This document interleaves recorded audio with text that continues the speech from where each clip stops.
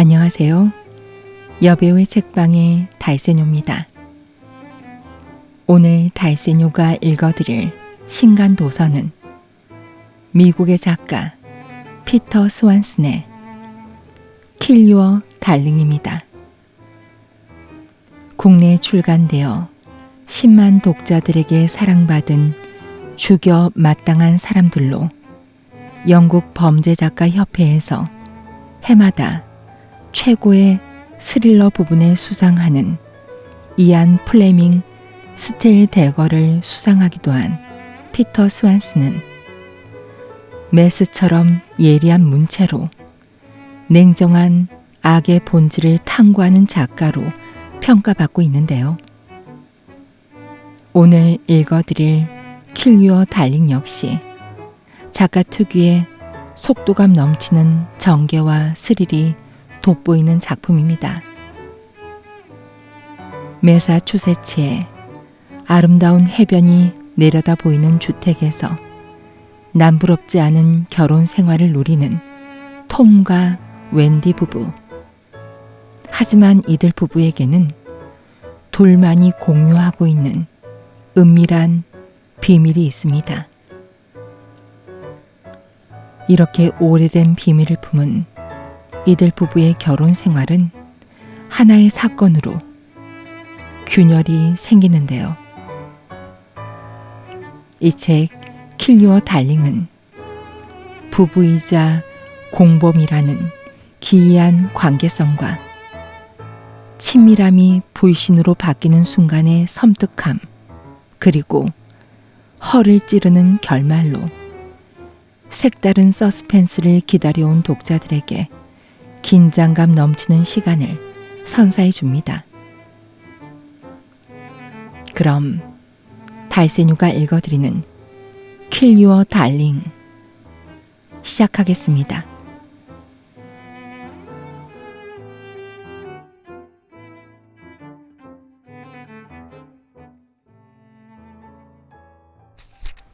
처음 남편을 죽이려고 했던 건 디너 파티가 열린 밤이었다. 웬디는 영문학과장 마샤 레버가 부추기는 바람에 디너 파티를 열게 됐다. 뉴 에식스 주립대학에서 학생을 가르치는 사람은 웬디의 남편 톰이었는데도 마샤는 톰과 먼저 상의하지 않고 곧장 그녀에게 전화했다. 마샤와 웬디는 오랜 친구였고 톰은 특히 최근 들어 중요한 일정을 믿고 맡길 수 없게 됐다. 부탁할 게 있는데 싫으면 싫다고 해도 돼요. 마샤가 전화로 말했다. 혹시 집에서 조촐하게 파티 열어줄 수 있어요? 참석자는 당신이랑 톰, 나랑 짐이 갑자기 아프지만 않으면요. 그리고 새로운 2사람 정도예요. 셀리 존스는 전에 봤죠?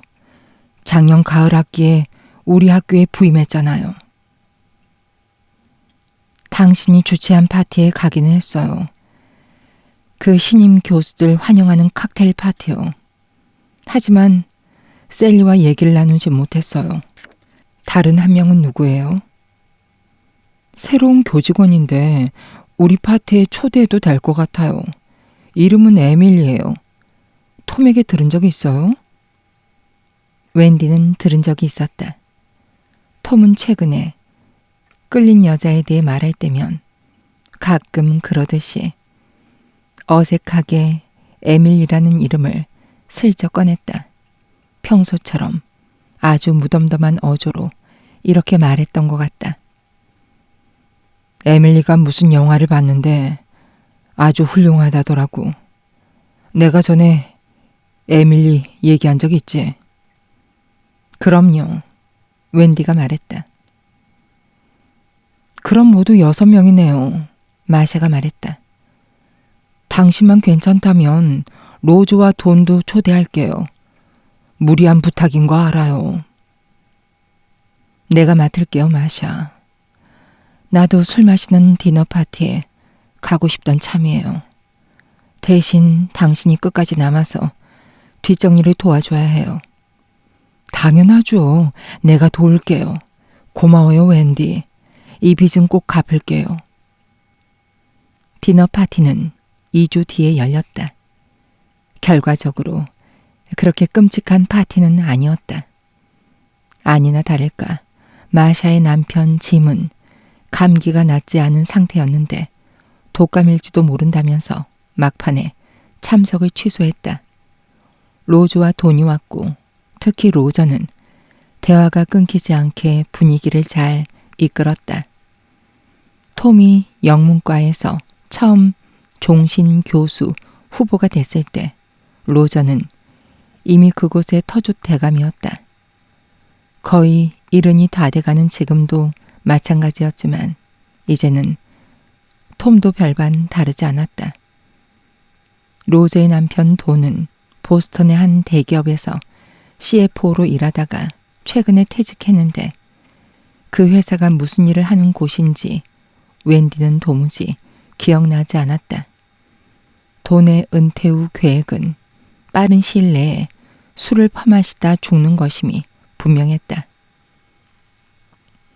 종신 교수직을 제안해 캘리포니아의 어느 대학에서 스카우트했다는 셀리 존스는 환영 파티에서 느꼈던 것보다는 덜 쌀쌀 맞았지만 그렇다고 딱히 살가운 성격도 아니었다.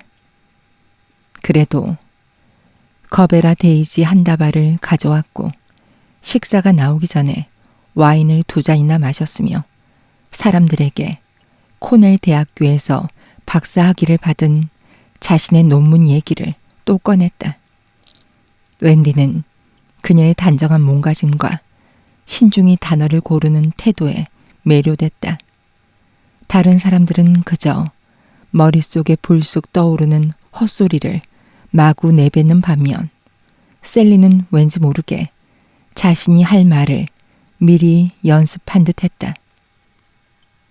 몇 년 전 시인 마커스 로버트슨이 객원 교수로 왔을 때 했던 말이 생각났다. 흑인 학자들은 자신이 다른 사람보다 2배는 더 빈틈없이 행동해야 한다는 걸 일찌감치 배운다고 했다. 절대 약점을 보여서는 안 되며 실수할 여지는 없다고. 하지만 파티에서 정말로 웬디의 관심을 끈 사람은 에밀리 마조리노였다. 오랫동안 영문학과 사무를 맡았던 린다가 은퇴한 뒤 올해 1월에 채용된 직원이었다. 그녀는 무엇보다 톰의 이상형 그 자체였다.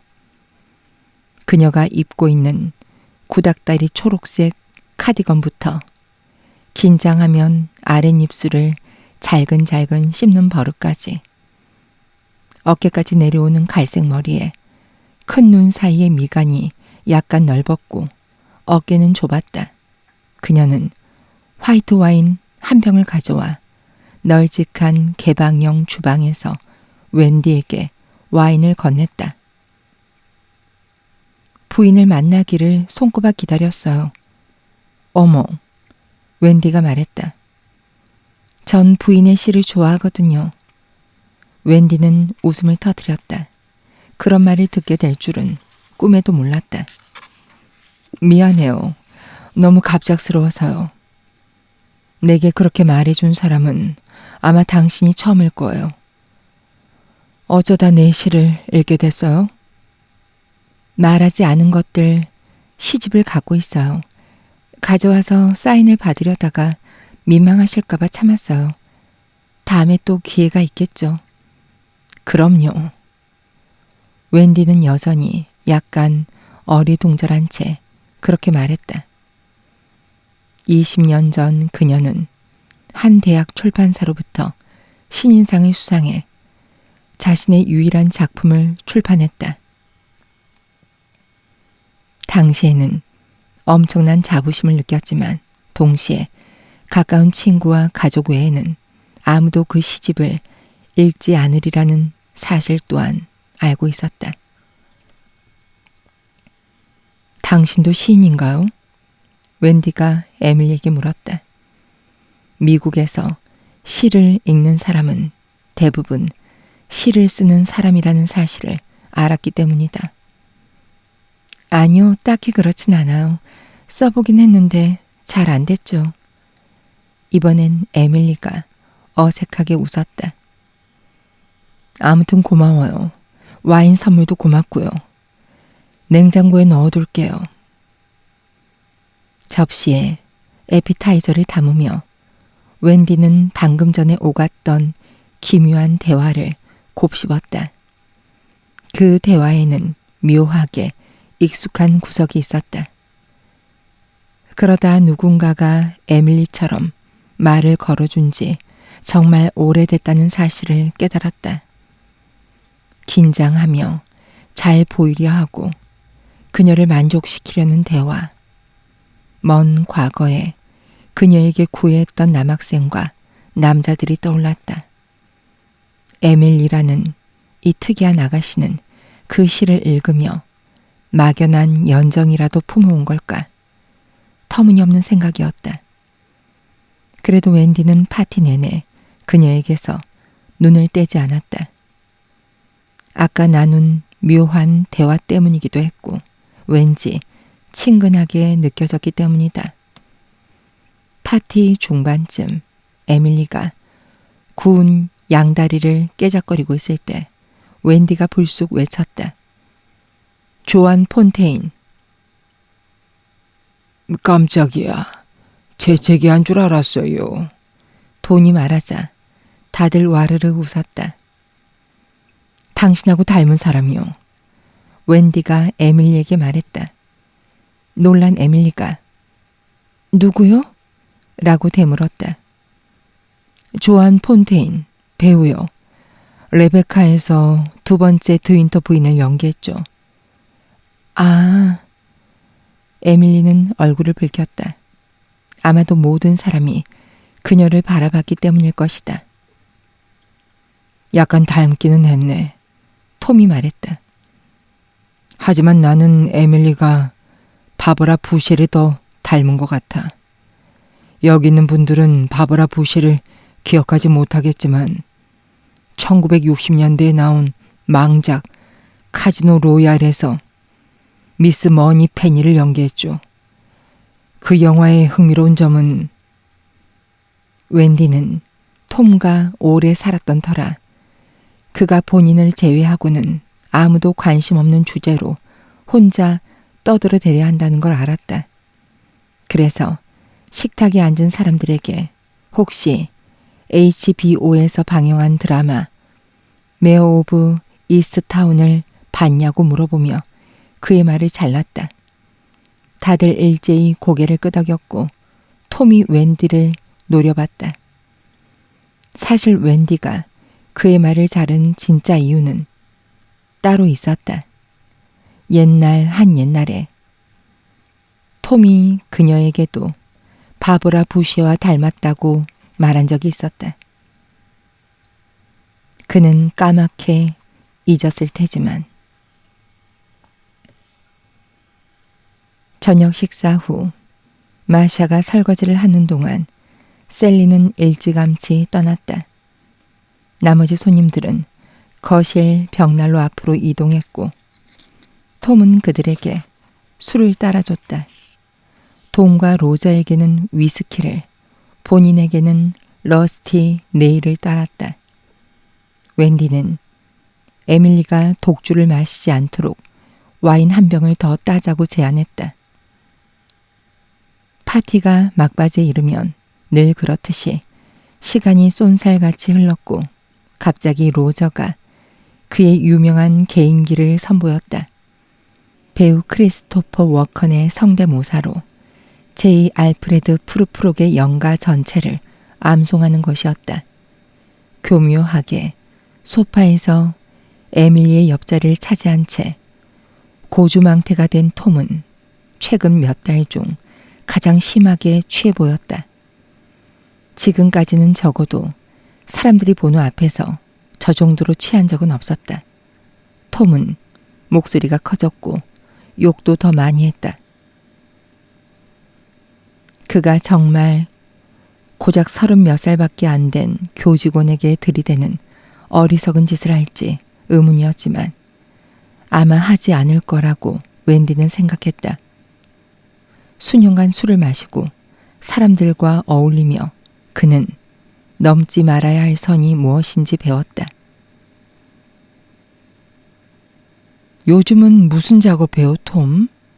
설거지를 마치고 사람들에게 합류한 마샤가 물었다. 그녀는 캔에 든 자몽맛 탄산수를 마시고 있었다. 추리소설을 쓰고 있어요. 톰은 그렇게 말하더니 마치 웃긴 말을 했다는 듯 어깨를 으스겼다. 어머, 그래요? 네, 두고 봐야죠. 추리소설 같기는 합니다. 살인사건이 일어나는. 무슨 내용인지 말해줘요. 웬디가 그의 대답에 귀를 쫑긋 세우는 동안 톰은 아직 자세한 사항은 밝히고 싶지 않다고 설명했다. 하지만 톰이 책을 쓴다는 이 새로운 정보만으로도 그녀의 양팔에 소름이 쫙 돋았다. 살인사건이 일어나는 소설이라니.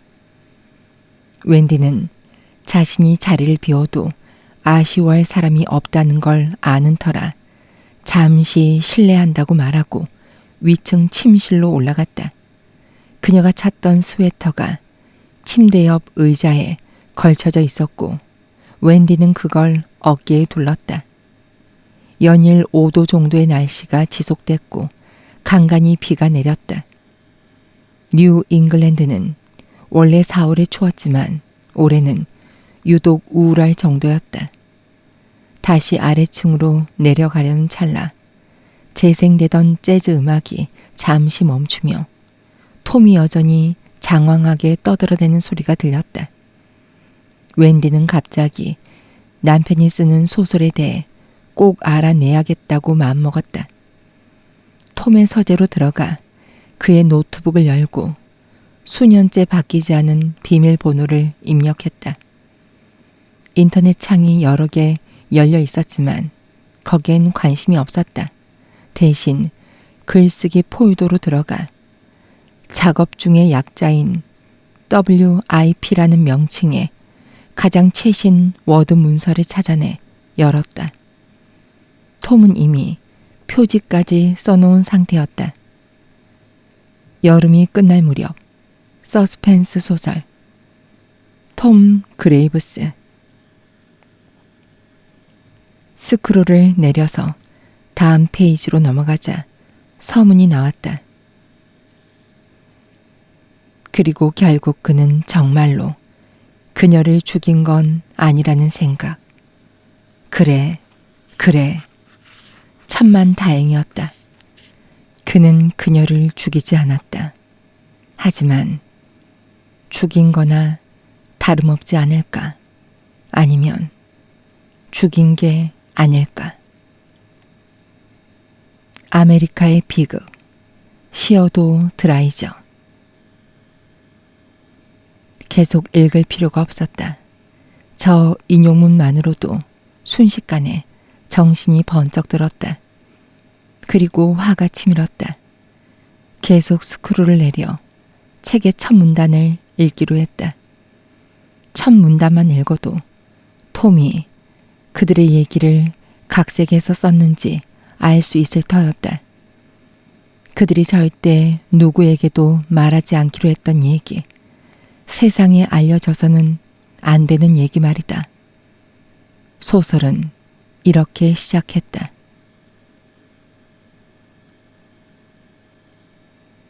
그는 어스름 내린 여름밤 브라이언트 파크에서 그녀를 봤다. 그의 삶에 극적으로 다시 등장한 그녀를 위해 도시 전체가 바다가 갈라지듯 길을 내줬다. 그녀도 그를 본 게 틀림없었다. 그가 담배를 끄고 몸과 마음을 추스리기도 전에 그의 앞에 서 있었기 때문이다. 그녀의 재킷 칼라가 파르르 떨렸다. 그녀는 두 사람이 헤어진 지난 10년간 그가 쌓아온 평온을 위협하는 존재였다. 우엑! 웬디는 큰 소리로 외쳤다. 그의 글이 역겨워서였다. 톰의 글에 정신이 팔려 웬디는 그가 무슨 짓을 저질렀는지, 저지르고 있었는지 잠시 잊어버렸다. 세월이 흐르며 둘 사이가 소원해졌지만 그래도 웬디는 과거를 말하지 말자는 무언의 약속이 둘을 단단히 이어준다고 믿었다. 비록 지금은 그 믿음이 깨졌지만 그들의 죄는 절대 외부에 알려져서는 안 된다. 톰은 늘 세상을 책과 영화에 빗댔고 옛날에도 그들이 이중 배상에 나오는 프레드 먹머레이와 바버라 스탠윅과 같다고 말했다. 그들은 이미 한 열차에 탔고 종착지에 도착하기 전까지는 내릴 수 없다고도 했다. 웬디는 또한 그 기차에 다른 누구도 탑승해서는 안 된다고 믿었다. 친구든 목사님이든 다른 연인이든 마찬가지였다. 그들의 얘기가 책으로 쓰여서도 안 된다고 믿었다. 대체 톰은 무슨 생각인 걸까?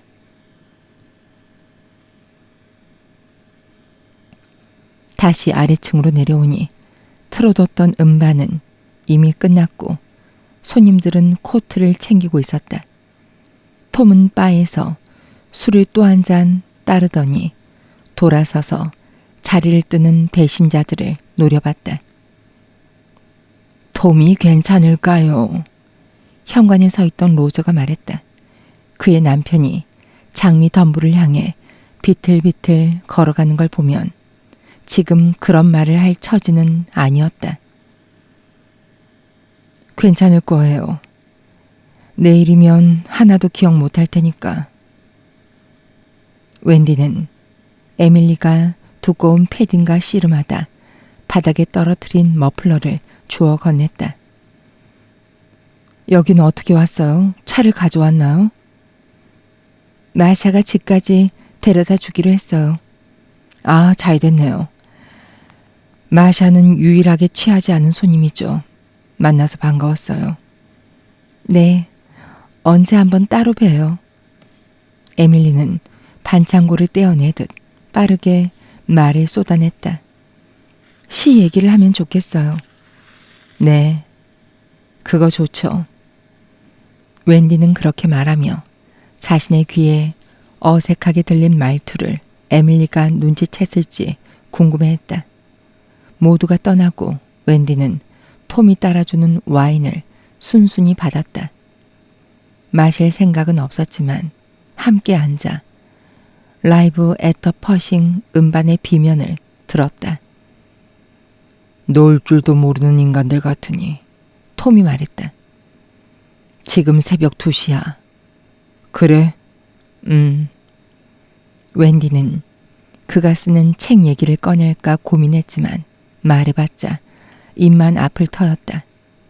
아까 로저에게 내일이 되면 톰이 하나도 기억하지 못할 거라고 했던 말은 농담이 아니었다. 정말 기억하지 못할 것이다. 공허한 눈과 살짝 벌어진 입, 축 처진 아랫입술을 보면 분명했다. 웬디는 와인을 한 모금 마셨다. 톰은 빈잔을 내려놓고 아마드 자말의 연주에 맞춰 피아노 치는 흉내를 내고 있었다. 맙소사, 그녀는 톰을 경멸했다. 그건 새로운 깨달음이었다. 자신이 남편을 싫어한다는 건 오래전부터 알고 있었다. 여생을 그의 곁에서 보낸다고 생각하면 두려움 비슷한 감정이 그녀를 덮쳤다. 또한 그가 절대로 변하지 않으리라는 사실도 알고 있었다. 그런데도 지금까지는 진심으로 그를 미워한다는 속내를 인정하고 싶지 않았다. 그가 그녀의 인생에서 사라지기를 바란다는 사실을. 웬디는 생각했다. 그냥 죽여버려야겠어. 왜 그렇게 빙글빙글 웃는 거야? 톰이 물었다. 누군가를 죽이는 상상을 하느라. 바로 당신 말이야. 웬디가 대꾸했다. 톰은 껄껄 웃더니 상상 속 피아노 건반을 따라 손을 움직였다. 하지만 20분 뒤 그는 2층 계단 꼭대기에 서 있었다. 한 손으로 난간을 느슨하게 잡은 채 어리동절한 표정이었다. 침실에서 나와 욕실로 향하던 웬디는 걸음을 멈추고 왜 그러냐고 물었다. 아래층에 뭔가를 두고 온 것 같은데 그게 뭔지 기억이 안 나. 그는 술에 잔뜩 취해 있었다. 머리는 축 늘어뜨렸고 난간을 잡지 않은 쪽에 손가락을 흐느적 흔들어댔다. 아마 안경이겠지. 웬디가 말했다. 그러다 별다른 생각 없이 아니 오히려 미리 계획한 듯 남편의 셔츠 앞주머니로 손을 뻗어 그의 가슴을 부드럽게 밀었다. 어휴. 톰은 그렇게 말하며 뒤로 비틀거리다가 중심을 잡았다. 하지만 양말을 신었던 터라 한쪽 다리가 미끄러지며 계단 아래로 세게 나동그라졌다. 그렇게 대굴대굴 굴러가다가 맨 아래 층계참에 쿵 멈췄다. 보기 드물 정도로 과격한 추락이었다. 톰! 웬디는 그렇게 외치며 그를 따라 조심스럽게 계단을 내려갔다. 톰은 고양이처럼 나직한 신음만 낼 뿐 말이 없었다. 하지만 그녀가 다가가자 그저 소파에 잠시 몸을 던졌던 사람처럼 갑자기 정신을 차리고 벌떡 일어섰다. 젠장, 어떻게 된 거야? 계단에서 굴렀어, 톰. 취했잖아. 이튿날 아침 몸에서 멍자국을 발견한 톰은 다시 웬디에게 자초지종을 물었다. 어쩌다 당신이 계단에서 떨어졌는지는 모르겠어. 나는 양치하는 중이었거든. 어디 부러졌어? 웬디가 말했다. 내 마지막 자존심. 톰은 그렇게 말하고는 아래층으로 내려가 커피를 내렸다. 톰은 휴대폰으로 날씨 어플을 확인했다. 현재 뉴 에식스에는 비가 오는 중이라고 했다. 밖을 내다봤지만 비는 내리지 않았다. 검게 부푼 하늘이 금세라도 비를 뿌릴 듯 하긴 했지만 어젯밤 술을 너무 많이 마신 탓에 컨디션이 엉망이었다. 아침에 일어나 보니 몸 한쪽에는 원인을 알 수 없는 멍자국이 5군데나 있었다. 그가 계단에서 굴렀다고 웬디가 쾌재를 부르듯 말해줬다. 그래도 몸을 풀고 머리도 식힐 겸 통증을 무시하고 밖으로 나가 걷기로 했다. 다시 날씨 어플을 뚫어지게 보다가 창밖을 내다봤다. 창밖으로 보이는 놈 개금 안에서는 썰물이 빠지고 있었고 갈매기와 까마귀가 하늘 높이 맴돌았다. 그들이 사는 구스넥은 바위로 이루어진 작은 반도로 뉴 에식스 외향 쪽으로 삐죽 튀어나왔는데 이유는 모르겠지만 모든 일기예보를 무시하는 독자적인 날씨 패턴을 자랑했다. 톰은 비올 위험을 무릅쓰기로 하고 코트를 가지러 갔다. 구스넥을 거의 한 바퀴 도는 둘레길을 절반 정도 걸었을 때 비가 내리기 시작했다. 톰은 개의치 않았다. 안개 비었고 어차피 집에 돌아가면 샤워하려던 참이었으므로 젖어도 상관없었다. 코트에 맨 위 단추를 잠그고 계속 걸었다. 머릿속으로는 어젯밤 디너 파티에서 있었던 일들을 시간 순으로 정리하려 애썼다.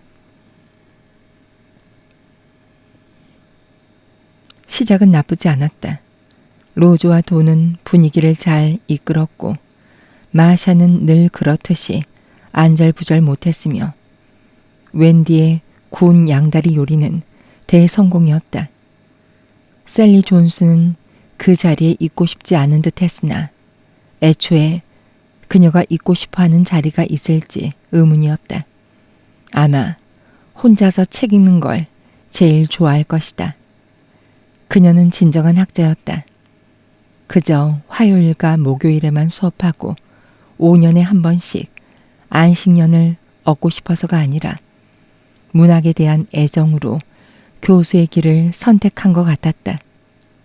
마샤가 에밀리 마조리노를 초대한 건 의외였지만 내심 기쁘기도 했다. 지난 1월 에밀리가 채용됐을 때 톰은 그녀의 고요한 아름다움에 매료됐다. 에밀리는 그의 마음을 사로잡았다. 하지만 그렇다고 성적인 끌림은 아니었다. 정적인 분위기, 조용한 목소리, 사생활을 알 수 없다는 점에 마음이 갔을 뿐이었다. 에밀리는 그보다 훨씬 어렸는데도 그가 아는 바 SNS를 일절하지 않았다. 그가 이미 찾아봤다. 톰은 그녀와 속마음을 털어놓는 모습을 상상했다. 자신이 조언해주는 모습도 상상했다. 이상하게도 가끔씩 이런 상상은 어릴 때 엄마가 그랬던 것처럼 에밀리가 그의 이마에 찬 물수건을 얹어주는 장면으로 바뀌었다. 그녀가 식사를 차려주거나 다 잘 될 거라고 말해주는 상상을 하기도 했다. 아무래도 늙어가는 모양이었다. 안개비는 어느새 진짜 비로 바뀌었다. 톰은 고개를 숙인 채 걸음을 재촉하며 어젯밤의 기억을 계속 더듬었다. 로저가 개인기를 선보였고 술이 끊이지 않았다는 것까지는 알았다. 셀리는 일찍 자리를 떴고 놀랄 일도 아니었다. 자신이 한동안 에밀리 옆에 앉아 열띤 대화를 나눴던 것도 기억했다. 어쩌면 톰 혼자 떠들었을 수도 있었다. 대화 내용은 사라져버렸다. 파티가 어떻게 끝났는지도 기억나지 않았다. 그저 아래층 벽난로 옆에 있었는데 눈을 떠보니 아침이었다. 입은 바싹 말라 있었고 이마는 땀에 젖어 축축했으며 크리켓 방망이로 두들겨 맞은 듯 온몸이 쑤셨다. 톰은 도로에 접어들었다가 잠시 걸음을 멈췄다. 수면에 빗방울이 톡톡 찍히는 항구 건너 바다를 바라봤다. 갈비뼈를 문지르자 어젯밤의 기억이, 정확히는 기억의 파편이 뇌리를 찔렀다. 위층 복도, 웬디의 얼굴, 혐오스럽다는 표정. 그러더니 전부 사라졌다.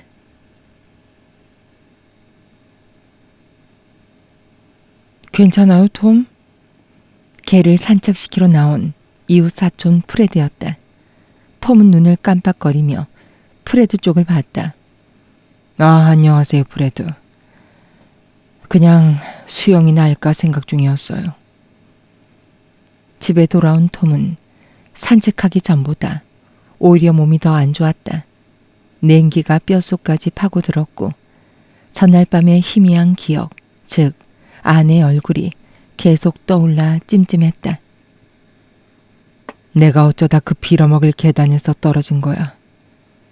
그는 부엌에서 캐서롤 비슷한 요리를 준비 중인 웬디에게 물었다. 당연히 내가 밀었지. 그녀가 말했다. 웬디는 예전부터 소름 끼치는 농담을 잘했고 가끔씩 톰은 그게 과거에 둘이 저지른 일 때문인지 궁금했다. 아니면 그 일과 상관없이 원래 그런 사람인 걸까? 장난하지 말고 분명 내가 떨어지는 소리를 들었을 거 아니야. 들었어.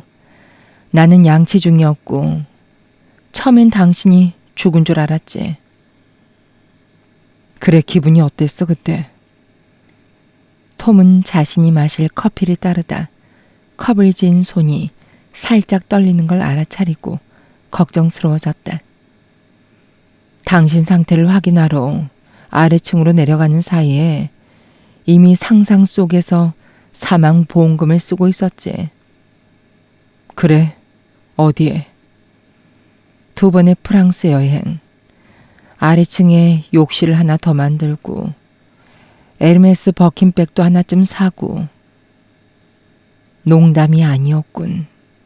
웬디가 미소 짓자 톰은 더욱 한기를 느꼈다. 제이슨에게서 온 문자 봤어? 아니. 톰이 휴대폰을 꺼냈다. 아들 제이슨이 주말에 방문할 예정이었기에 톰은 아마도 아들이 못 온다는 문자를 보냈겠거니 짐작했다. 하지만 문자 내용은 이제 자신이 완전한 채식주의자임을 잊지 말라는 당부와 함께 애슈틴이라는 여자애를 데려가도 되겠냐는 물음이었다. 하마터면 톰은 애슈틴이 누구냐고 물어볼 뻔했다. 누구인지 기억나지 않았기 때문이다. 동시에 왠지 물어보면 안 될 것 같은 느낌이 들었다. 가족 간 유대 관계에서 중요한 정보를 또 잊어버렸다고 어렴풋이 직감했기 때문이다. 가서 책 좀 읽을게. 톰은 그렇게 말한 뒤 서재로 갔다. 그는 책상 맞은편 소파에 누워 휴대폰을 잠깐 들여다봤다. 혹시 제이슨이 데려온다는 그 학생의 사진이 있는지 보려고 아들의 인스타그램에 들어갔다. 그들은 이제 막 아들의 전 여자친구 토냐에게 익숙해진 터였다. 토냐는 기묘할 정도로 말이 없는 애였지만 제이슨은 진정으로 그 애를 사랑하는 듯했다. 그런데 이제는 애슈틴이라는 여학생과 사귀다니. 톰은 휴대폰을 내려놓고 카탈리나 소토가 쓴 의사에게 거짓말하기 책을 집어들어 서너 페이지 읽다가 잠을 청하려고 눈을 감았다. 머릿속에서 어떤 장면들이 계속 나타났다 사라졌다. 희미한 복도 불빛 아래 보이는 아내의 얼굴, 애정이라고는 찾아볼 수 없는 차가운 눈빛, 그가 말을 건네는 동안 벽난로 불빛이 비치던 에밀리의 얼굴, 도무지 기억나지 않는 말들. 대체 그녀와 무슨 얘기를 했을까? 톰은 그걸 기억할 수 없다는 사실이 매우 수치스러웠다. 이제 머릿속에는 오로지 뼛속까지 춥다는 생각뿐이었다.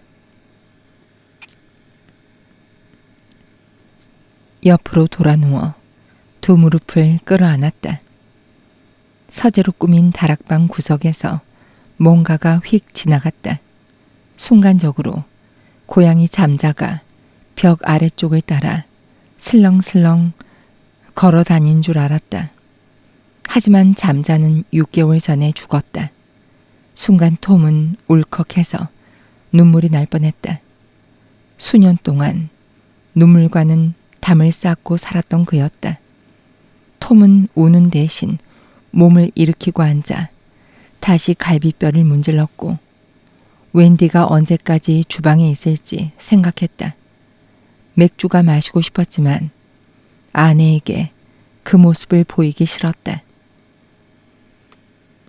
일요일 아침이 되자 날씨가 맑게 겠다. 웬디와 톰, 아들 제이슨과 그의 새 여자친구 애슈티는 다 함께 산책에 나섰다. 알고 보니 애슈티는 제이슨의 전 여자친구와 정반대였다. 검은 머리가 아닌 금발이었고 무뚝뚝하기보다는 호기심이 많고 수다스러웠다. 사실 금요일 저녁 늦게 이 집에 도착한 후로 거의 쉬지 않고 떠들어댔는데 지금도 마찬가지였다.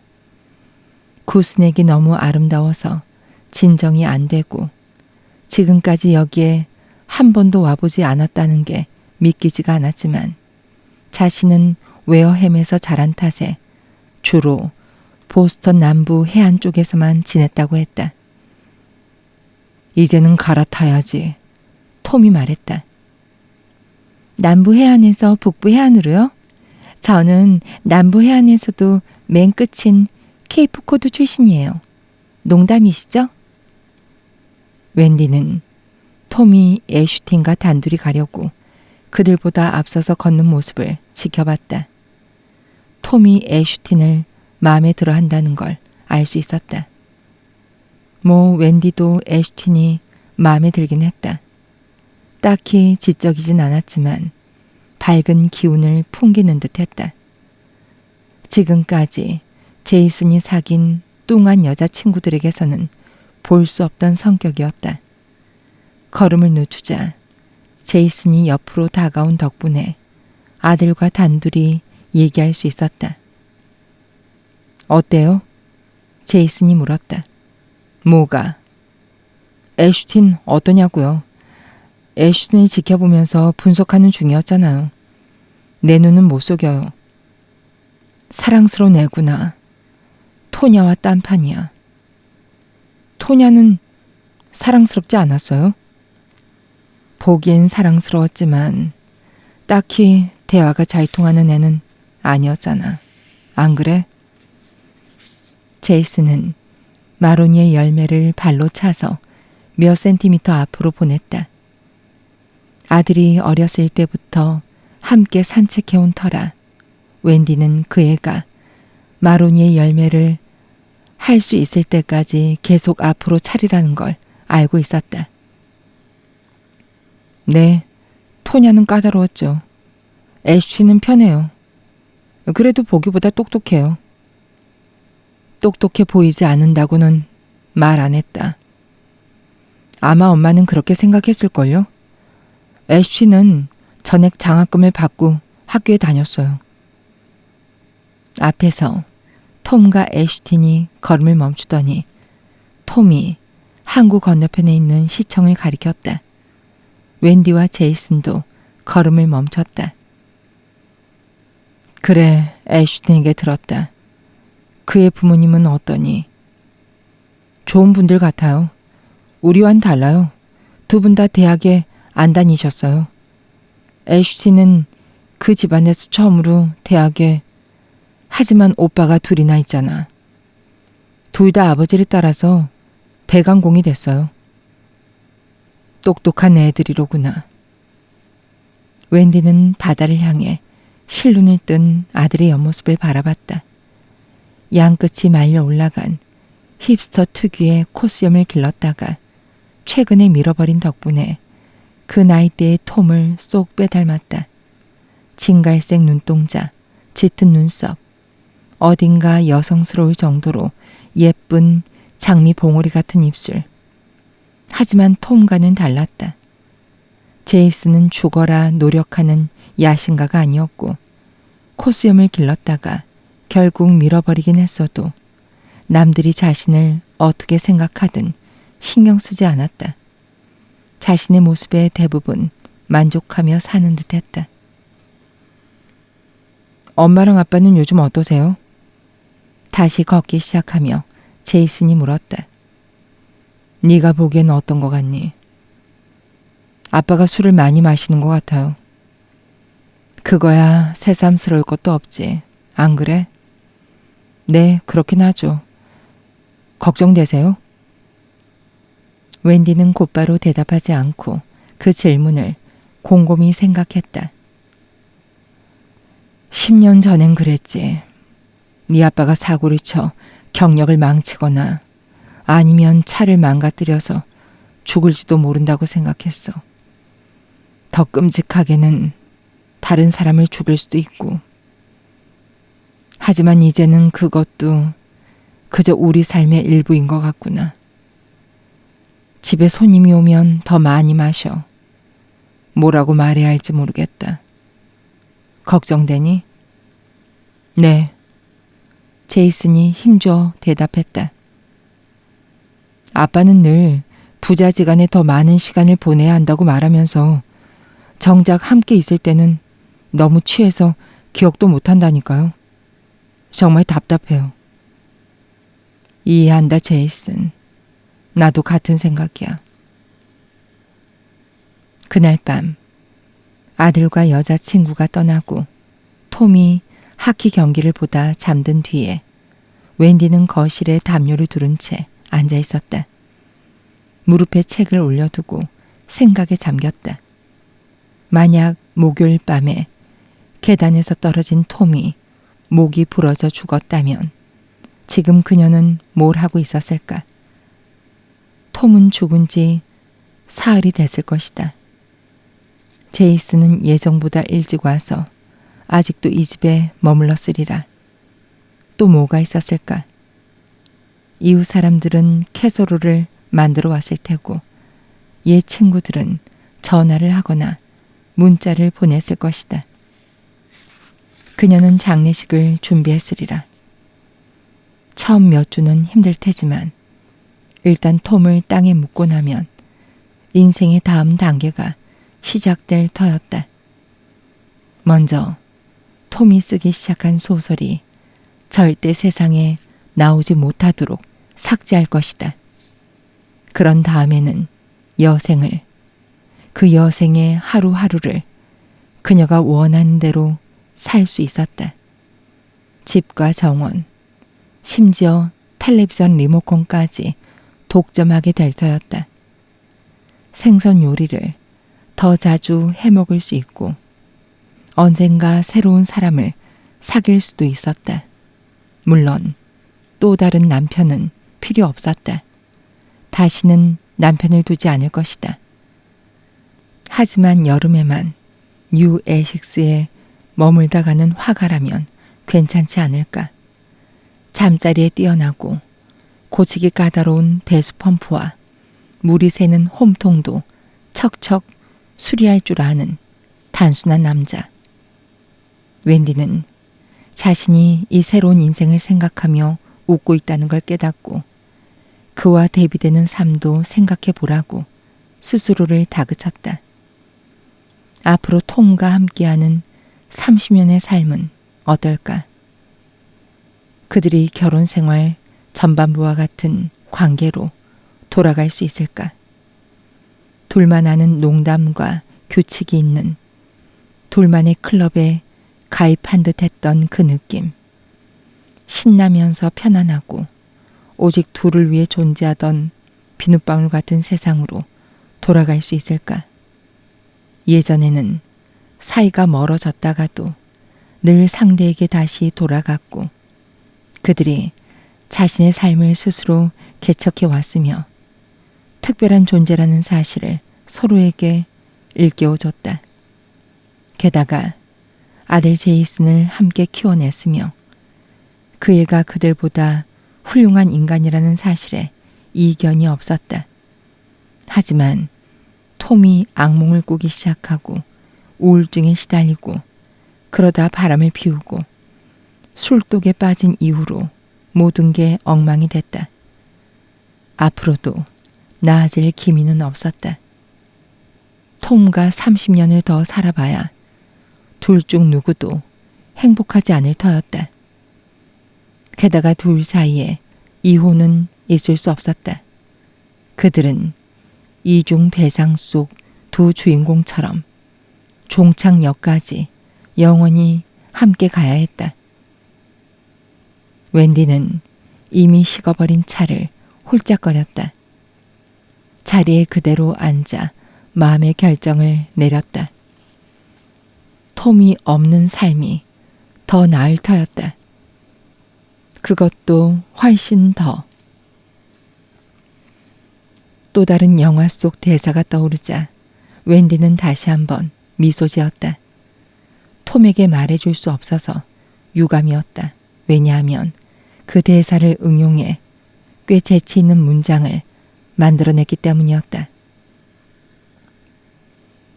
내게는 더 큰 계단이 필요하겠어. 톰이 캠퍼스를 가로지르고 있을 때 웬디에게서 전화가 왔다. 평소에는 문자만 보내는 웬디였기에 얼른 전화를 받았다. 무슨 일이야? 왜 그렇게 말해? 당신 원래 전화 잘 안 하잖아. 아무 일 없어. 내가 충동적으로 사고를 쳐서 당신 일정 좀 확인하려고. 무슨 사고를 쳤는데?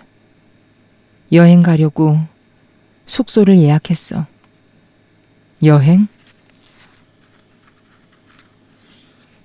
이번 연휴를 워싱턴 DC에서 보내려고. 기차 타고 가자. 워싱턴 DC? 정확히는 조지타운이야.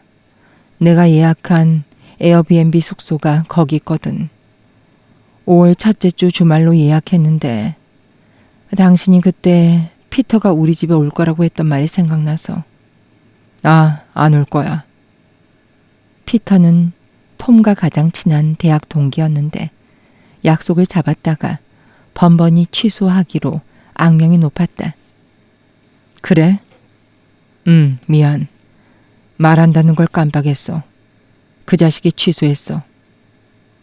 잘 됐네. 그럼 여행 갈 수 있는 거지? 아마도. 이번 주 주말인가? 아니, 다음 주 고작 사흘 자고 오는 거야. 목요일부터 일요일까지. DC에 간다는 거지. 거기는 완연한 봄일 거야. 설사 날씨가 흐리다 해도 무료 박물관 천지잖아. 게다가 예약한 숙소가 얼마나 예쁜지 몰라. 내가 왜 이렇게 당신을 설득하려고 하는지 모르겠네. 어차피 이미 예약했는데. 당신은 좋든 싫든 가야 해. 사무실로 돌아온 톰은 이메일을 확인했다. 웬디가 자신이 예약한 에어비앤비 숙소 링크를 보내뒀다. 링크를 클릭했다. 소위 잉글리시 베이스먼트 아파트라고 불리는 집이었는데 아늑해 보였다. 벽난로가 있고 원목으로 된 마루가 깔렸으며 조지타운 컵케이크 매장까지 걸어갈 수 있다고 자랑했다. 지도를 열었다. 멋진 동네 같았다. 톰은 숙소 근처의 펍을 확인했다. 즐거운 여행이 될지도 몰랐다.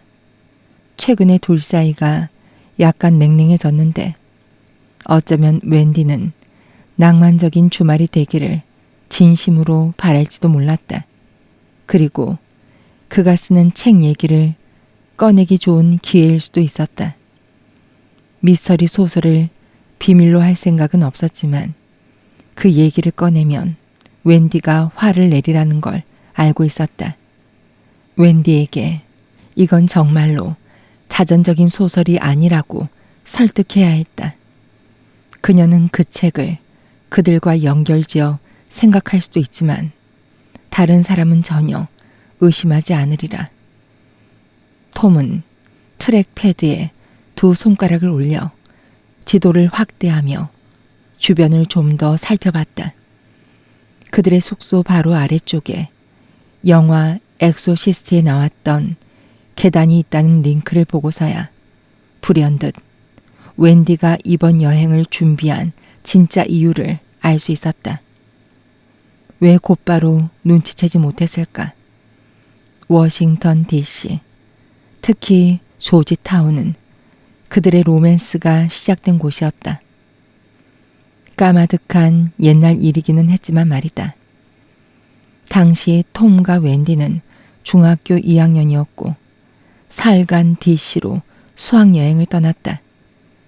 그들은 가는 길에 버스에 나란히 앉아 주로 공포영화 얘기와 엑소시스트가 조지타운에서 촬영됐다는 얘기를 나눴다.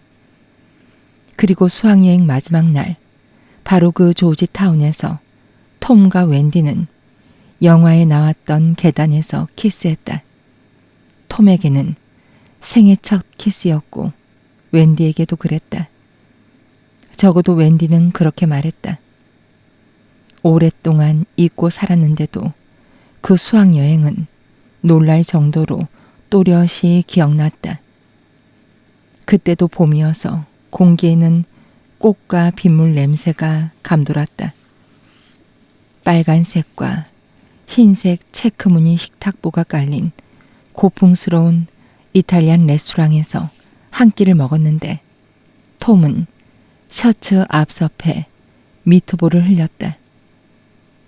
디씨는 그럭저럭 괜찮았지만 도시 전체가 하나의 거대한 박물관 같아서 곳곳이 역사를 찬양하는 분위기였다. 그래도 조지타운은 생기가 넘쳤다. 다닥다닥 붙은 타운하우스, 한가로이 거니는 대학생들, 왠지 모르게 허공에 떠돌던 정향 담배 냄새가 기억났다. 그에게는 그게 교양의 냄새였다. 다시 그곳에 간다고 생각하니 마음이 설렜다. 꽤 오래 전부터 그는 모든 면에서 아내를 실망시키는 듯했다. 술을 너무 마셨고 말도 너무 많이 했으며 늦잠을 자기 일쑤였다. 가끔은 웬디가 진짜 혐오하는 눈빛으로 그를 바라보기도 했다. 문제는 자신도 그런 눈빛을 받아 마땅하다고 생각한다는 것이었다.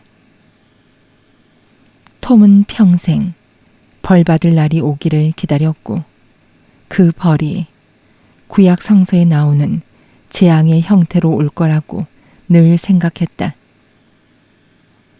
삶을 무너뜨리는 병에 걸리거나 만성적인 고통에 시달리거나 사랑하는 이가 죽거나 제이슨에게 끔찍한 일이 닥치거나. 하지만 웬디와 그는 성공적인 삶을 살았다. 둘 다 좋은 직장에 다녔고 돈도 풍족했으며 사랑스럽고 착한 아들도 있었다. 그들은 분명 행복한 결혼 생활까지 누릴 자격은 없었다. 사랑받을 자격이 없었다. 그럼에도 아내가 숙소를 예약한 덕분에 주말에 조지타운에 다녀온다고 생각하니 오랫동안 느끼지 못했던 감정으로 가슴이 벅찼다. 희망이었다. 근무 시간이 끝날 즈음 에밀리가 열려있던 사무실 문을 노크했다. 들어와. 조지타운과 DC 근처의 맛집 목록을 읽느라 약간 멍해진 상태로 톰이 말했다. 우선 지난주에 댁에서 멋진 파티를 열어주셔서 감사해요. 에밀리가 파일 폴더를 가슴에 끌어안은 채 말했다. 사모님 요리 솜씨가 대단하시더라고요. 맞아. 사모님과 사모님이 쓴 시에 대해 얘기했는데 들으셨어요? 톰은 어리둥절했지만 요즘에는 일상에서 벌어지는 일들을 세세히 기억하지 못하는 데 익숙했으므로 아, 들은 것 같아 라고 얼버무렸다. 제가 열렬한 팬이거든요. 웬디의 시를 좋아한다고? 네, 사모님은 훌륭한 시인이에요. 그렇게 생각하지 않으세요? 톰은 여전히 약간 어리둥절해하며 대답했다. 당연히 그렇게 생각하지. 웬디의 시는 언제 처음 접했나? 한참 전일 거예요. 정확히 기억은 안 나지만 나는 코요테의 눈 속에서 나를 본다 라는 시를 쓰셨는데 제가 정말 좋아하는 시예요. 그래, 그 시 기억해. 그거 지어낸 얘긴 거 알아? 그 시를 읽고 내가 아내에게 코요테와 언제 눈싸움을 했냐고 물었지. 그랬더니 그냥 그런 일을 겪었으면 어땠을까 상상하면서 썼다고 하더군. 왠지 몰라도 늘 소설은 완전히 허구고 시는 진실일 거라고 생각했는데 꼭 그렇진 않더라고. 에밀리가 말이 없자 톰이 얼른 말을 덧붙였다. 그거 나한테 줄 건가? 그녀는 사무실로 가져온 파일 폴더를 기억해내고 가슴에서 떼어냈다. 아, 여기요. 이 주문서에 교수님 사인이 필요해서요. 가을 학기에 요청하셨던 책들이에요. 그렇군. 에밀리는 책상을 돌아 그의 옆으로 다가와 주문서를 내려놨다. 그녀가 가까이 다가오자 톰은 그녀에게 끌리는 동시에 묘한 위안을 받았다. 지금 당장이라도 그녀의 어깨에 머리를 기대고 싶을 정도였다. 에밀리가 볼펜을 건네주며 사인해야 할 곳을 가리켰다. 애너벨 마조리노가 누구야? 주문자명을 보며 톰이 물었다. 아, 저예요. 그게 본명이에요. 애너벨. 에밀리는 제가 사용하는 미들네임이고요. 애너벨. 톰이 큰 소리로 말하자 에밀리가 그에게서 한 발짝 물러섰다. 네, 교수님께서 그 이름을 말하시는 걸 들으니 제 결심이 굳어지네요.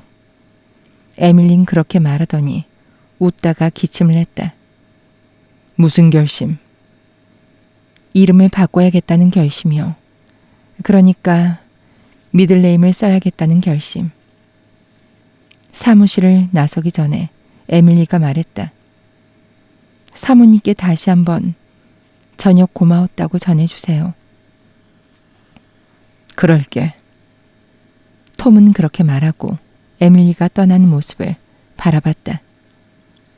안쪽으로 모인 그녀의 발끝을 보며 그걸 일컫는 명칭을 기억해내려 30초간 애쓴 끝에 안짱다리라는 기묘한 단어를 찾아냈다. 그날 밤 저녁 식사 후에 톰은 위스키 한 잔을 들고 포치로 나갔다. 하늘에는 아직 햇기가 남아있었다. 기온은 뚝 떨어졌지만 톰은 면 스웨터와 청바지 차림으로도 춥지 않았다. 웬디가 그를 따라 밖으로 나오자 톰이 말했다. 여름이 오고 있어. 이게 여름이라고? 뭐 그런 셈이지. 그가 뉴 잉글랜드 출신인 반면 웬디는 주로 서부에서 살았던 터라 매사추세츠의 날씨에 늘 불만이었다. 스웨터 하나 걸치고 이리 와. 술도 한 잔 가져오고. 웬디가 뭐라고 말했지만 톰은 흘려들었고 그녀는 집으로 들어가 버렸다. 아마 텔레비전을 볼 거라고 생각했지만 놀랍게도 그녀는 스웨터뿐 아니라 레드와인 반잔을 들고 돌아왔다. 아, 톰이 말했다. 놀랐나 봐. 내가 뭔가를 제안하면 당신은 보통 반대로 하잖아. 내가 정말 그래? 모르겠어. 요즘엔 매사에 그렇게 답하는 게 습관이 돼버렸다. 그는 50대였고 왠지 모르게 나이를 먹을수록 세상이 더 알 수 없는 수수께끼처럼 느껴졌다. 이번 여행 기대돼? 웬디가 금속 의자에 앉으며 말했다. 톰은 저 의자가 곧 부서질 거라고 확신했다. 어쩌다 여행을 떠날 생각을 한 거야. 제이슨이 어릴 때 우리가 늘 즉흥적으로 주말 여행을 떠나고 싶어 했던 거 기억해? 이제 제이슨은 떠났고 키우던 고양이마저 없으니 못 떠날 게 뭐야. 톰은 위스키를 홀짝이며 이번 여행이 그들의 러브 스토리가 시작된 곳을 기념하기 위한 거냐고 물어볼까 고민했지만 입이 떨어지지 않았다. 아내가 그 시절을 까맣게 잊은 채 멍한 표정으로 그를 바라볼까봐 두려워서일 것이다. 그래서 대신 이렇게 말했다. 당신한테 팬이 있더라고. 당신 시를 좋아하는 팬. 그래? 새로운 직원, 에밀리 알지? 알지. 우리 집에서 저녁 먹었잖아. 아, 그래. 에밀리가 당신 시를 읽은 거 알았어? 그날 밤에 말하더라. 말하지 않은 것들을 읽었대. 본명이 애너벨이래. 무슨 말이야? 웬디가 등을 좀 더 똑바로 펴고 물었다.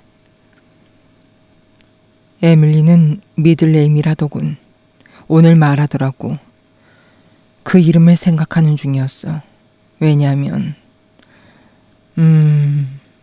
시적인 이름이잖아. 당신이 가장 좋아하는 시 제목이기도 하고. 맞지? 가장 좋아하는 시는 아니지만 좋아하기는 해. 톰은 웬디가 고개를 돌려 방충망이 설치된 포치 너머에 만 쪽을 바라본 모습을 지켜봤다. 하늘에는 아주 희미한 햇빛 한 조각이 남아 있었고 톰은 그 빛 속에서 웬디의 옆모습을 어렴풋이 볼 수 있었다. 부드러운 콧날, 꾹 담은 입술, 튀어나온 턱. 웬디는 골똘히 생각에 잠겨 있었고 톰은 자신이 중요한 뭔가를 놓치고 있다는 꺼림직한 기분이 들었다. 요즘 들어 자주 느끼는 익숙한 기분이었다. 거기 있는 동안 주디에게 연락할 거야. 화제를 돌리려고 톰이 물었다. 주디가 누구야? 당신 친구 주디. 직장에서 만났잖아. DC로 이사하지 않았어. 맙소사. 몇 년 동안 까맣게 잊고 살았네. 아니, 연락할 생각 없었어. 아직 거기 사는지도 확실하지 않아. 괜히 물어봤네. 아니야, 괜찮아. 내 말투가 이상했나? 그냥 놀랐을 뿐이야. 둘은 잠시 말이 없었다. 톰은 위스키를 다 마셨고 이제 슬슬 추워졌다. 자, 그럼... 톰은 그렇게 말하고 무릎에 두 손을 올렸다. 에밀리 말이야. 당신 동료. 그 여자랑 아무 일 없는 거지. 에밀리랑? 아니, 에밀리는 내 나이의 반밖에 안 되잖아. 설사 나이가 더 많았다고 해도 무슨 말인지 알지? 약속해? 뭘 약속해? 웬디가 톰을 바라봤지만 그녀의 얼굴은 그늘에 잠겨 있었고 몸은 경직돼 있었다. 지금 거짓말하는 게 아니라고 약속하냐고. 바보 같은 짓 안 한 거지. 바보 같은 짓은 숱하게 했지만 에밀리와는 아니야. 착한 애야. 그런 식으로 생각한 적도 없고. 좋아. 웬디는 그렇게 말하고 부엌 쪽으로 고개를 돌렸다. 딱딱하게 굳었던 그녀의 어깨가 풀어졌다. 톰은 농담을 던져보기로 했다. 에밀리를 독차지하고 싶은 거야. 그런 셈이지. 팬을 만나는 게 매일 있는 일은 아니니까. 나중에 침대에 누워 웬디와의 대화를 떠올리며 톰은 그녀가 에밀리에 대해 집요하게 캐물었던 일을 생각했다. 웬디가 걱정하는 것도 당연했다. 지난 1년 동안 톰은 신뢰를 잃을 만한 짓을 여러 번 저질렀다. 혹은 정말로 질투가 약간 섞였을지도 모른다. 에밀리이자 애너벨이 웬디에게 관심을 보였고 웬디는 그가 둘의 관계를 망치기를 바라지 않았을 것이다. 그럴 수 있다고 생각하며 잠들었지만 톰은 계속 에밀리의 본명과 에드거 앨런 포가 쓴 시를 생각했다. 그 시가 어떻게 시작하더라. 웬디가 그 시를 암송하는 건 확실했다. 예전에 톰도 그 시를 외우려 했지만 왠지 자꾸 잊어버렸다. 지금 기억나는 부분은 첫 두 줄뿐이었고 그는 그 문장을 속삭였다. 아주 오래전 바닷가 어느 왕국에. 에어비앤비 숙소는 사진에서 봤을 때보다 작았지만 아주 깨끗했다. 주인이 준비해둔 선물 바구니 안에는 레드 와인과 현지 디저트 가게에서 구입한 작은 초콜릿 트러플 상자가 들어있었다. 웬디는 환기하기 위해 집 앞쪽으로 난 창문을 열었다. 그날 아침 그들은 각자 목도리와 플리스 코트로 무장한 채 보스턴의 사우스 스테이션에서 엠트랙 기차에 올라탔다. 하지만 워싱턴 DC의 유니언 스테이션에 내렸을 때는 날씨가 완전히 달랐다. 공기는 훈훈했고 심지어 살짝 습한 기운까지 느껴졌다. 웬디는 이번 여행을 조금은 즐기자고, 그리고 톰도 즐거운 시간을 보내게 해주자고 마음먹었다. 다른 사람들은 소름 끼친다고 생각할 테지만 웬디는 그렇게 생각하지 않았다. 만약 톰이 암으로 죽어가 살 날이 몇 달밖에 남지 않았다면 그를 여기로 데려와 마지막으로 즐기게 해주는 게 친절하면서도 삶의 의미를 되새기는 행동이 될 것이다. 그리고 톰에게는 정말로 그를 좀먹는 암이 있었다. 평생 짊어진 죄책감과 수치심이 통제할 수 없는 뭔가로 전이했다. 이번 여행을 떠나기 전에 웬디는 마음을 단단히 먹고 톰의 미스터리 소설 첫 40페이지를 읽었다. 예상보다 더 끔찍했다. 허술하게 소설로 포장했지만 누가 봐도 자기 고백이었다. 지금 이 와인을 딸까? 아니면 밖에 나가서 한잔할 곳을 찾아볼까? 그녀 뒤에 서 있던 톰이 말했다. 그는 기차를 타고 오는 내내 여행 중에 가야 할 펍과 레스토랑을 조사했다. 그녀가 처음 이 여행을 언급한 이후로 톰은 조지타운이 모든 게 시작된 장소라는 사실을 한 번도 말하지 않았다. 엑소시스트 계단에 대해서도 마찬가지였다. 난 여독도 풀 겸 샤워를 해야겠어. 당신은 나가서 마음에 드는 펍을 찾아낸 다음 문자를 보내주면 어때? 거기서 만나. 작전 개시하겠습니다. 톰이 그렇게 말하며 경례했다. 웬디가 인상을 쓰자 톰이 덧붙였다. 미안해, 맙소사. 이번 여행은 왠지 예민해지네. 샤워를 하면서 웬디는 톰이 했던 말을 곱씹었다. 그가 예민해진 이유가 오후까지 술을 한 잔도 마시지 않았기 때문이기를 바랐다. 그녀가 이번 여행을 계획한 진짜 이유를 눈치챈 게 아니기를. 왠지 그들이 키웠던 늙은 고양이 잠자가 생각났다. 잠자를 안락사시키기로 했을 때 요즘은 수의사들이 직접 집에 방문해 준다는 걸 알고 둘은 안도했다. 덕분에 잠자는 동물병원에서 극도의 공포로 몸을 떨며 죽는 대신 2층 데크에서 햇볕을 쬐며 평온하게 마지막 순간을 맞이했다. 만약 이번 여행에서 톰의 불행한 모습을 본다면 웬디는 과연 자신이 계획을 끝까지 해낼 수 있을지 알 수 없었다. 웬디는 톰이 낮술을 마시기 위해 고른 술집 툼주에 도착했다.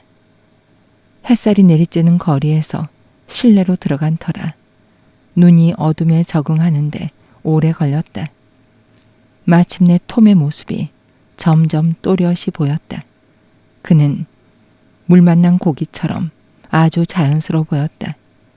한쪽 팔꿈치를 바에 올리고 다른 손으로는 파인트 잔을 쥔 채 훨씬 어린 여자와 얘기하는 중이었다.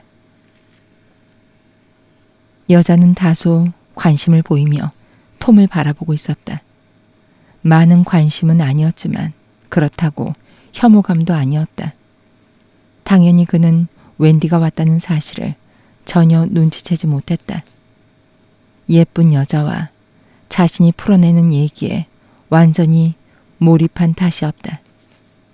웬디는 잠시 서서 그를 관찰했다. 지난 몇 년간 그녀는 세상에서 투명 인간이 된 기분을 느꼈다. 진부한 표현이지만 그걸 몸소 겪고 있었다.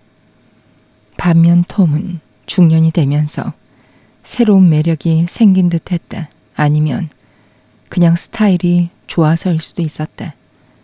그는 숱이 줄어드는 머리를 귀를 덮을 정도로 길러서 빗어 넘겼고 검은 뿔테 안경을 쓰기 시작했다. 웬디는 톰이 지금 함께 얘기를 나누는 저 젊은 여자에게 조금이라도 성적인 매력을 발산한다고 생각하진 않았지만 톰에게는 뭔가 끌리는 구석이 있기는 했다. 어쩌면 그는 존 치버를 주제로 한 자신의 최근작 교회의 리오 왕을 언급하면서 그 책이 별로 유명하지 않은 학술상 후보로 올라갔다고 말했을지도 몰랐다. 확실한 건 톰이 저 젊은 여자의 술값을 대신 내주리라는 것이었다. 웬디는 천천히 바 테이블로 다가갔다. 아, 아내가 왔네요. 톰이 호들갑스럽게 말했고 웬디는 그가 벌써 몇 잔이나 마셨는지 궁금해졌다. 그녀의 샤워 시간은 그렇게 길지 않았다. 여자의 이름은 앨리스 어쩌고였는데 조지타운 대학교 영문과 대학원생이었다. 논문 최종 초안을 다 쓴 기념으로 축하하러 나왔다고 했다. 생각보다 괜찮은 여자였다. 혹시 오늘 저녁 내내 앨리스와 붙어 있어야 하는지 의문이 들 무렵 그녀의 두 친구가 나타나 앨리스를 테이블로 휙 데려갔다. 재밌어? 웬디가 물었다.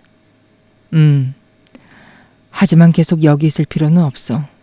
이렇게 화창한 오후에 오기에는 너무 어두운 바야. 맞아. 여기는 어떻게 찾았어? 유명한 곳이야. 가게 이름은 T.S. 엘리엇의 고양이 시에서 따왔대. 알코올이 들어간 밀크쉐이크도 있네. 웬디가 메뉴판을 읽었다. 캠퍼스 한 바퀴 돌고 저녁 먹을 식당을 찾아보자. 톰이 말했다. 해가 지고 베트남 식당에서 저녁 식사를 마친 뒤 에어비앤비 숙소로 천천히 걸어가던 중이야. 비로소 톰이 이곳의 의미를 언급했다. 그 일 이후로 우리가 여기 다시 온 게 정말 처음인가? 그럴 거야. 그때 몇 살이었지? 8학년이었으니까 아마 우리 둘 다 14살이었을 거야. 맙소사. 세월이라는 게 참 신기해. 톰이 지나치게 큰 소리로 말했다. 술을 너무 많이 마셨다는 확실한 증거였다. 식사 도중 화장실에 가던 웬디는 톰의 진토닉 잔이 반쯤 비어있는 걸 봤다. 하지만 돌아와 보니 4분의 3이 차 있었다. 그녀가 잘못 봤거나 톰이 남은 진토닉을 재빨리 마신 뒤 웨이터에게 새로 가져다 달라고 해서 두어 번을 벌컥벌컥 마셨을 것이다. 그녀가 소변을 보고 립스틱을 덧바른 그 짧은 시간에. 무슨 뜻이야? 모르겠어. 어린 시절에 우리는 앞으로 무슨 일이 벌어질지 전혀 모른 채 바로 여기에 있었잖아. 그때는 지금과 시대가 달랐어. 안 그래? 14살짜리들이 자유를 누린답시고 밤에 혼자 돌아다녔지. 우린 혼자가 아니었어. 여행 자체는 함께 다녔지만 당신이 나를 계단으로 데려간 그 밤에는 우리만 있었잖아. 아닐걸. 내 기억은 달라.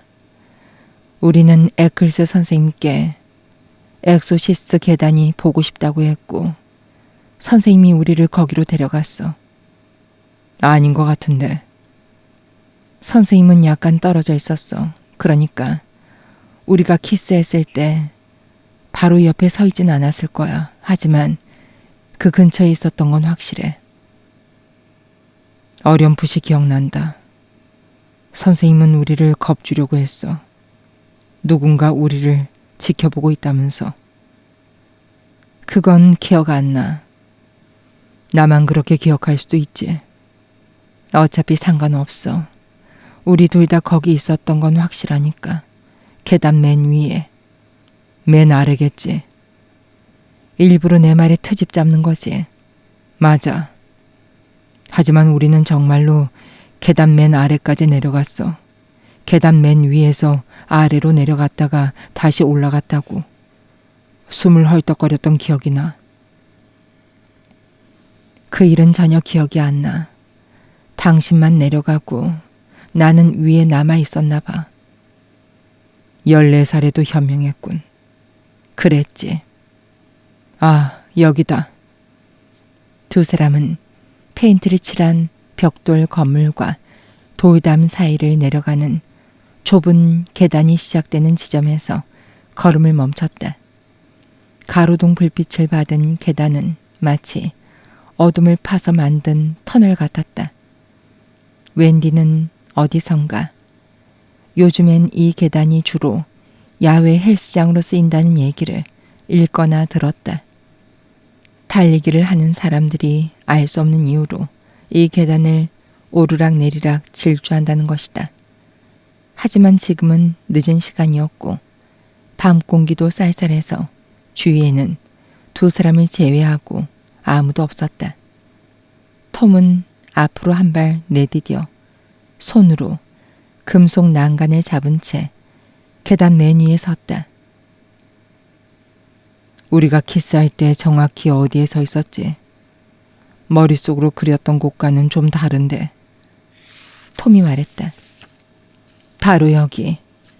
계단 맨 위야. 지금 당신이 서 있는 자리. 누가 먼저 키스했어? 거의 동시에 했던 것 같아. 우리 둘이 머리를 부딪히면서 시작했으니까. 그래, 그건 확실히 기억나. 톰이 계단을 등진 채 돌아섰다. 바람이 거세졌지만 톰의 몸이 흔들거리는 이유는 술 기운 때문이었을 것이다. 완전 범죄가 될 거라고 그녀는 또다시 생각했다. 설사 그녀가 의심받는다고 해도 톰이 실수로 계단에서 떨어진 게 아니라고 증명할 방법은 없었다. 톰은 밤새 공공장소에서 술을 마셨다.